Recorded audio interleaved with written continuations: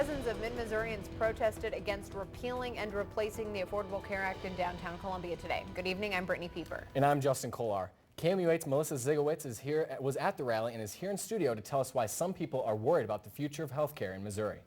When the governor released his budget yesterday, the cuts to higher education drew a big response. But his budget also included a $50 million cut to disability services. KMUH's Felicia Lee spoke with someone who says his life depends on getting care from the state. I'm a quadriplegic and I'm paralyzed from the shoulders down, so I need help literally to live.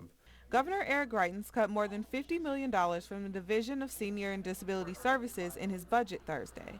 The governor's new budget would mean says he'd like to meet with Governor Greitens to let him come face to face with the people his budget will affect. KMUH reached out to the governor for a comment on these budget cuts, but his office did not respond. For specifics on changes to in-home care, visit KOMU.com. Here's what's happening. The Trump administration hit Iran with new sanctions today after Iran tested ballistic missiles earlier this week. National Security Advisor Michael Flynn said the action is a breach of a UN Security Council resolution. And while the administration says the sanctions would not violate the Iran nuclear deal, Iranian officials say that they would. President Trump declined to rule out the prospect of military action against the Islamic Republic. He said, quote, "Nothing is off the table." Amid those increased tensions with Iran, the U.S. Navy has sent a destroyer to patrol off the coast of Yemen. Two U.S. officials said today that the USS Cole's mission is to protect waterways from Houthi militia aligned with Iran. In addition to patrols, the ship will also escort vessels. Top aide to President Trump, Kellyanne Conway, cited a 2011 massacre in Kentucky that never happened.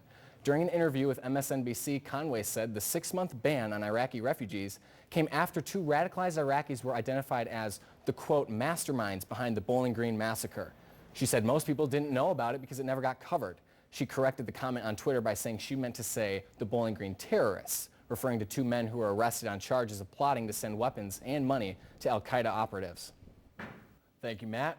Health experts are issuing another warning about laundry packets because the number of eye injuries linked to this product have skyrocketed in recent years. Eric Edwards has the story. It's not difficult for an adult to burst one of these liquid laundry packets. But young children have also popped them, getting the detergent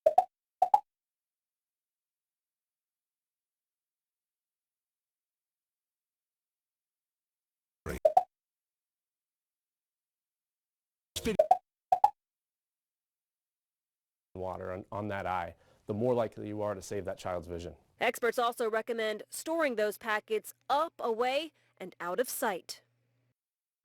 At most, 85% of these injuries happened in homes. A former local football star finds himself facing some trouble tonight. We'll tell you why he's in jail. Tuesday and chances for snow midweek. All right, gang, who are we taking for the Super Bowl? On air, online, on Facebook, on Twitter, on the News app, and the Weather app. KOMU 8 News. Coverage you can count on.